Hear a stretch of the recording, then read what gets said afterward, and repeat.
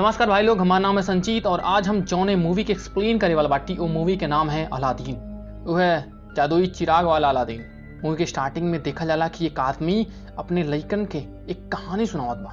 कहानी अलादीन और ओकरे जादुई चिराग के बारे में रहल है। ओकरे बाद में एक राज्य दिखावल जाला और ये राज्य में एक लइका रहला जेकर नाम रहला अलादीन।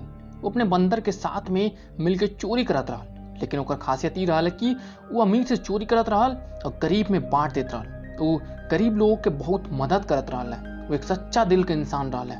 एक बाद वहां पर हम लोग एक लड़की के देखल जाला जो छोट छोट लइकन के ब्रेड देत रहल है, लेकिन वो लड़की के पास पैसा नहीं रहल है। एक वजह से वो जो दुकनिया के मालिक रहल है वो ओकरे हथवा में से ब्रेसलेटवा निकाले लगेला। तब वहां पे अलादीन आ जाला। वो अपने चोरी के गुड़ से वो दुकानदारवा के चकमा दे देला और लड़की के लेके वहां से भाग जाला। जब दुकानदारवा के पता चला कि जो लइकवा रहल है ओके मूर्ख बना दे, तब वो के पकड़े खातिर अपन सारा आदमी के ओकरे पीछे लगा देला। लेकिन अलादीन कैसहू कह के वो लड़किया के बचा के अपने घरे लेके आवला। यहाँ पे वो लड़किया के बतावल है कि ओकर नाम डालिया है और अलादीन ओके बतावला कि बचपन में उनकर माता पिता के मृत्यु हो गई है। तब से वो केवल अपने बंदर के साथ में ही रहले। यहाँ पे अलादीन वो लड़की से पूछला कि तुम्हारे लगे इतना महंगा ब्रेसलेट कहाँ से आई। वो लड़की कहले कि जो राजकुमारी है उनकर खास नौकरानी है और ये जो ब्रेसलेटवा बा वो राजकुमारी उनके गिफ्ट में देल है। एक बाद वो लड़की के कुछ दूर पे कुछ नाई नजर आवला। तब लड़की अलादीन से कहले कि अब हमके यहाँ से जाए पड़ी और एक बाद वो अलादीन से अपन ब्रेसलेट मांगे ले। लेकिन जब अलादीन वो ब्रेसलेट के अपने पास ढूंढेले तब उनके वो ब्रेसलेट ना मिलेला। एक वजह से लड़की के लगेला कि वो झूठ बोलत बाटे और यही वजह से वो के चोर कह के वहां से चले जाले।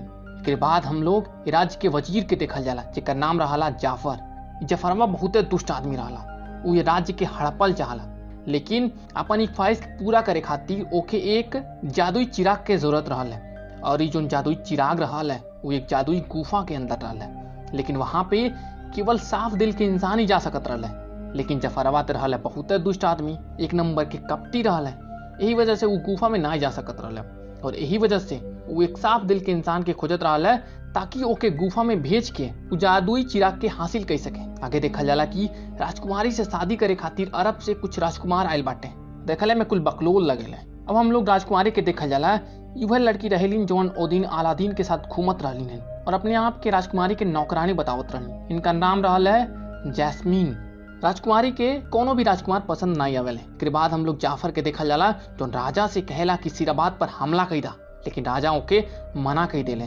तब वो अपने जादुई छड़ी से राजा के हिप्नोटाइज करके मतलब अपने वश में कह के अपन बात मनवावे लगेला कि तब्बे वहां पे राजकुमारी आ जाली और वो सुल्तान से कहलिन कि हम केहू से शादी नहीं करब, हमें राज्य के सुल्तान बनल चाहते ही। ये पर सुल्तान कहला कि कोनो भी औरत सुल्तान नहीं बन सकेले। एक वजह से तो कोनो राजकुमार से शादी कैला ताकि तुहार जो पति रहिए वो ये राज्य के संभाल सके। सुनकर राजकुमारी वहां से गुस्से में चली जाली। के बाद हम लोग अलादीन के देखा जाला जो राजकुमारी के ब्रेसलेट के वापिस करे खातिर वहां पे आयल रहला, लेकिन जफरवा के जो तोतवा रहला वो अलादीन के देख जाला और जाके जफरवा के बारे में बता देला। उसके बाद जफरवा अलादीन के देखला कि कितना दिमाग लगा के अलादीन लोगन से छुपत बड़े आराम से राजकुमारी के रूम में चल जाले। जाफर लइकवा के देखला और सोचला कि ई लइका ओकरे काम में आ सकला। एक बाद हम लोग देखा जाला कि अलादीन राजकुमारी के उनकर ब्रेसलेट वापस कर देले और ओके बतावेला कि उनकर जो बंदर अबू रहल है वह ब्रेसलेटवा ओकरे पास से चुरा ले लल है। एक बाद वो राजकुमारी के बाल से पिन निकालेला और कहला कि तुमसे मिले खातिर कौन कौन बहाना चाहिए न, अगली बार अब हम एके वापिस करे खातिर आई। अभी अलादीन के सच्चाई नहीं पता चलला कि वो राजकुमारी है। एक बाद जब वो वापस जात रहल तो जाफरवा ओके पकड़ लेला और ओके अपने साथ रेगिस्तान में लेके जाला, ताकि जफरवा के लगला कि ये वो आदमी बा जो जादुई चिराग के ला सकला। उसके बाद जफरवा अलादीन से कहला कि जौने लड़की के तू नौकरानी समझत बाटा ने वास्तव में राजकुमारी है और अगर तू राजकुमारी के पावल चाहता तो करे खातिर तो बहुत ज्यादा अमीर हो चाहिए, लेकिन तू तो एक चोर बाटा। जफरवा कहला अगर तू हमके जादुई गुफा से जादुई चिराग के ला कर दे दा तो हम तुहके इतना पैसा देबे कि तू बहुत अमीर बन जेबा और एक बाद तुके राजकुमारी भी मिल जाई।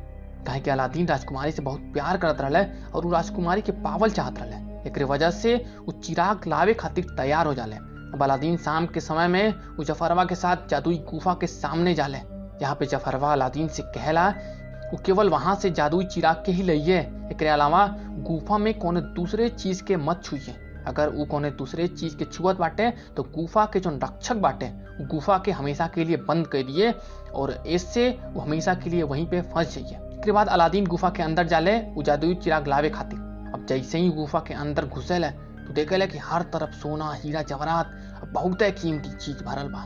मतलब हर जगह बहुत कीमती चीज रहल है, लेकिन जफरवा के कहे अनुसार कोनो चीज पे हाथ ना लगावे। वहाँ पे केवल जादुई चिराग के ही ढूंढे ले। आगे गईले पे उनके एक बहुत बड़ा कालीन दिखला जौन पत्थर के नीचे दबल रहल है, जौन निकलने खातिर छटपटात रहल है। ये पे अलादीन ओकर मदद कर ले और करपेटवा के पत्थरवा के नीचवा से निकाल देले। एक बाद अलादीन चिरगवा के लेवे खातिर आगे बढ़े ले जौन बहुत ऊपर पत्थर पर रखल रहल है। ऊपर जब चढ़त रहले न तो अचानक उनका पैरवा फिसल जाला, जैसे वो एकदम गिरते गिरते बच जाले। लेकिन जौन बनरा रहल है ओकरे ऊपर एक रूबी गिर जाला जेके वो पकड़ ही लेला और अलादीन वो जादुई चिरगवा के ले ले। लेकिन जौन बनरा रहल है वो रूबिया के अपने हाथ से छू ले रहा है। यही वजह से जौन गुफा के रक्षक रहल है वो गुस्सा हो जाले और वो दोनों के मारे खातिर कोशिश करे। एक बाद देखा जाला कि हर तरफ लावा बहे लगला, लेकिन कोनो तरीके से बनरा और अलादीन बच के एग्जिट तक पहुंच जाले जहाँ पर जफरवा उन्हन पजन के इंतजार करत रहल। अलादीन जफरवा के कहला कि उनके बाहर निकाला, लेकिन जफरवा उसे कहला कि पहले तू हमके जादुई चिराग दे दा। अलादीन मुश्किल में रहला है, एक वजह से वो जादुई चिरगवा निकाल के ओके दे देला। लेकिन जफरवा ते रहल है एकदम कपटी इंसान, एक वजह से जैसे ही जादुई चिरगवा पावला वो तुरंत वो दोनों के नीचे गिरा देला। लेकिन बनरा जफरवा पे हमला कर देला। एक बाद जफरवा ओहू के भी नीचे गिरा देला। अब दोनों गुफा में बंद हो जाले। एक बाद जफरवा के देखा जाला जो जादुई चिराग के अपने पसवा खोजला, लेकिन ओके ना ही मिलाला। एक वजह से बहुत गुस्सा हो जाला। ओकरे बाद बन्ना के देखा जाला जौन अलादीन के जादुई चिरगवा देला। बन्ना जब जफरवा पे हमला कैले है ओई समैया ई चिरगवा ओसे छीन लेला। मतलब बहुते दिमाग रहल बन्ना के लग गए। अब चिरगवा के देख कर अलादीन जो रहल बहुत खुश हो जाले और वो चिराग के रगड़ल है और तब्बे ओमे से एक बहुत बड़ा चीनी निकला जो उनकी बहुत साल से बेचारा वही छोटका चिरगवा में बंद रहल है। वो अलादीन से कहला कि अगर तू कुछ मांगल चाहता था तो चिराग पे थोड़ा सा रगड़ा और ओकरे बाद हमके अपन इच्छा बतावा, हम तुम्हारे इच्छा के तुरंत पूरा कर दे। ये अलादीन उसे कहला कि हमार यह इच्छा बा कि तू हमके एक गुफा से बाहर निकाल दा। जो जीनी रहले वो अपने जादू के मदद से उनके तुरंत गुफा से बाहर निकाल देले। इससे अलादीन बहुत खुश हो जाले। उसके बाद अलादीन जीनी से पूछेली कि तुहार कौन इच्छा है। तब जीनी कहले कि हम बस आजाद होल चाहेली। ए पर अलादीन कहले कि हमारे लगे 3 इच्छा बा और जो अंतिम इच्छा रही ने हमें हम तोके आजाद करवा देबे। तब जीनी कहला कि नहीं तुम्हारे पास केवल 2 इच्छा बचल बा। पे अलादीन कहले कि हम पहला इच्छा में चिराग के छुअले भी नहीं रहली है, तो ये वजह से वो हमारे इच्छा में गिनती ना हुई। पे जीनी कहले कि ठीक है तू अपन पहला इच्छा बतावा। पे अलादीन जीनी से कहले कि का तू हमके राजकुमार बना सकला ताकि हम राजकुमारी से उनके लगे शादी के प्रपोजल लेके जा सकी। पे जीनी अलादीन के राजकुमार बना देले और बनरा के एक हाथी बना देले और ओकरे बाद बहुत बड़ा लाभ लश्कर के साथ राजकुमारी के महल में पहुंच जाले। यहाँ पे सुल्तान उनका बहुत स्वागत करेले और सुल्तान उन्हें बन के रात के पार्टी में सबके इनवाइट करेले। अब रात के पार्टी में जफरवा अलादीन के अपने वश में कैले के कोशिश करत रहे कि तब पे वहाँ पे जीनी पहुंच जाले और ओके हिप्नोटाइज कैले से बचा ले। एक बाद जीनी अलादीन से कहले कि तू जाके राजकुमारी के इम्प्रेस कैले के कोशिश करा। एक बाद अलादीन डांस करके राजकुमारी के इम्प्रेस कैले के कोशिश करेले, लेकिन राजकुमारी इम्प्रेस ना होली और वो वहां से चली जाली। लेकिन अलादीन तो अलादीन बाटे, वो हार कहाँ माने वाला बाटे। एक बाद जीनी उनसे कहले कि तू उनके रूम में जा और उनसे कुछ बात करा और उन्हें इम्प्रेस कैले के कोशिश करा। एक बाद वो दोनों राजकुमारी के रूम में जाले। कुछ देर बाद जीनी और डालिया दोनों रूम से बाहर चले जाले ताकि अलादीन और राजकुमारी आपस में बात कर सके। यहाँ पे राजकुमारी के अलादीन पे थोड़ा सा शक होला, लेकिन जीनी अपने जादू से उनका शक के दूर कर देले। इसके बाद अलादीन राजकुमारी के कारपेट पे बैठा के शहर की ओर ले जाले। यहाँ पे राजकुमारी अलादीन के उनके नाम से बुलावेली। पे अलादीन कहले कि हाँ हम वही लड़का है जिसे तू मिल चुकल हो, लेकिन हम गरीब बन के एकरे खातिर रहत रहली ताकि हम यहाँ के लोगन के अच्छे से समझ सकी। एक बाद वो दोनों लोग पूरे राज्य के बढ़िया से सैर करेले और साथ में बहुत बढ़िया समय बितावेले। के बाद जब वो दोनों वापस महल में आवेले तो जफरवा के तोतवा उनके देख जाला। अब अगले दिन हम लोग देखा जाला कि जफरवा के जो कुल आदमी बाटे अलादीन के पकड़ के कुर्सिया में बांध ले और खिड़की से समुंदर में फेंके खातिर तैयारी करेले, काहे कि जफरवा की पता चल चुकल रहा कि कोनो राजा नहीं बल्कि अलादीन ही हवे। वो अलादीन से चिराग मांगेला, लेकिन अलादीन कहले कि उनके पास चिराग नाई बा। यही वजह से जफरवा उनके समुद्र में फेंकत रहल है कि अगर उनके पास जादुई चिराग हुई तो बच जाइए और ना ही हुई तो मर जाइए।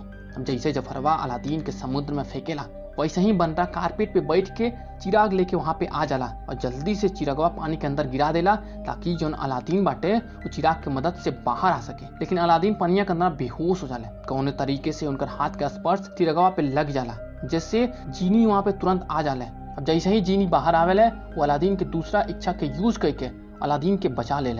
दूसरे दिन देखा जाला कि अलादीन और राजकुमारी सुल्तान के पास जालिन। वो लोग बतावेले कि जन जफरवा बा वो गद्दार है। तभी जफरवा वहाँ पे आ जाला, सुल्तान के हिप्नोटाइज करके अपने वश में करे लगला ताकि जो सुल्तान बाटे उनकर बात मान ले और अलादीन के फांसी की सजा दे दे। लेकिन अलादीन जफरवा के जो छड़िया रहले ओके तुरंत तोड़ देले और जैसे ही छड़िया टूटला वैसे ही सुल्तान वापिस से ठीक हो जाले।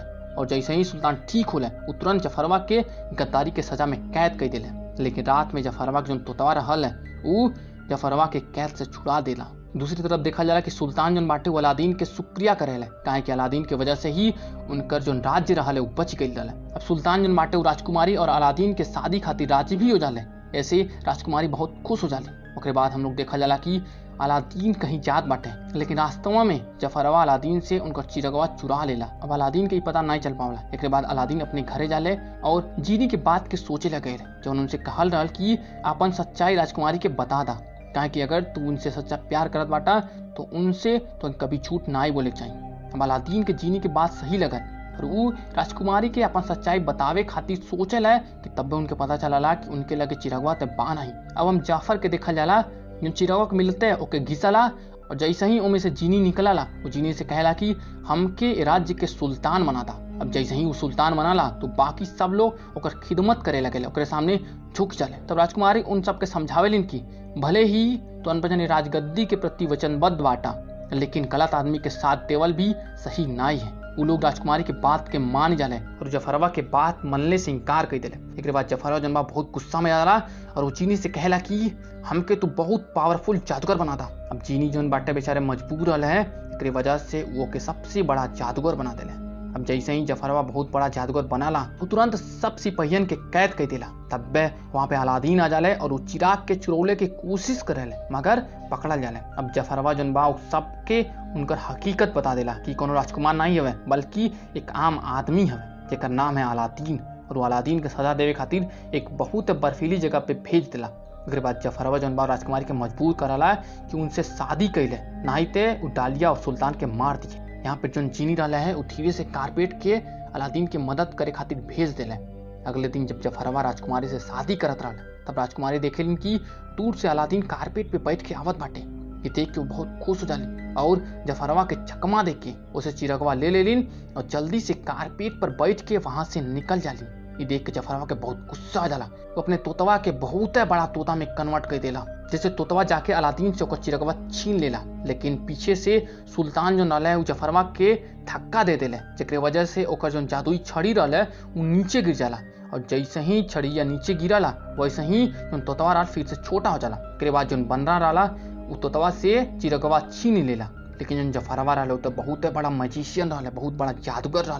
एक वजह से वो अपने जादू के दम से अलादीन और राजकुमारी के फिर से पकड़ लेला और उसे चिरगवा ले लेला। एक बाद जो अलादीन रहा जफरवा से कहले कि भले ही तू बहुत बड़ा जादूगर बन गई बाटा, लेकिन तू जीनी से कभी भी ताकतवर ना हो सकला। सुन के जो लालची जफरवा बा वो जीनी से कहला कि तू हमके अपने जैसन ही पावरफुल बना दा, काहे कि हमें दुनिया में सबसे ज्यादा पावरफुल बनल चाहते हैं। अब जीनी जो रहा ओके एक बहुत बड़ा जीनी में बदल देला। अब जफरवा जैसे ही अपने जादू से उन सबके मारे जाला वो देखला कि वो कुछ भी नहीं कर पावत बा। ये अलादीन उसे कहला कि तू पावरफुल ते हो गइल बाटा, लेकिन ई जो शक्ति बाने ई तोरे कोनो काम के ना आई। ये पावर ये शक्ति केवल वही के काम में आए जवन तुहार मालिक हुई। अब जफरवा सब समझ जाला कि वो उनकर बाती में आके बहुत बुरी तरीके से फंस गई बा। एक बाद जफरवा जन बा वो अपने लैंप में कैद हो जाला। अब वो लैंप से तब्बे बाहर आ सकत रहा है जब ओकर कोनो मालिक मिलिए। एक बाद जो जीनी रहा वो लैंपवा के बहुत दूर समुद्र में फेंक दिले। एक बाद जो जीनी रहा वो अलादीन से कहले कि अब तू अपन तीसरा जो इच्छा बा वो मांगिला। जीनी के लगला कि अंतिम इच्छा में फिर से राजकुमार बनल सके ताकि वो राजकुमारी से शादी कैले। लेकिन अलादीन अपने तीसरी इच्छा में जीनी के इंसान बने के विश करेले, जेकरी वजह से जीनी तुरंत इंसान में बदल जाले। एक वजह से जीनी बहुत खुश हो जाले। और सुल्तान भी बहुत खुश हो जाले, यहाँ कि उ जान जाले कि अलादीन जन बाटे बहुत ही नेक दिल इंसान बाटे और यही वजह से वो अलादीन के अपने राज्य के सुल्तान बना देले और राजकुमारी से उनकर शादी करवा देले। इसके बाद जो जीनी रहे वो भी डालिया से शादी कर लेले। इसके बाद अलादीन और राजकुमारी जीनी और आलिया दोनों खुशी खुशी रहे लगले। बाद में जीनी और डालिया के 2 लड़के होले और जीनी जन रहे वो यह अपने दोनों लड़कन के अलादीन और राजकुमारी के कहानी सुनावत रहे। तो भाई लोग मूवी यहीं पे खत्म हो जाला।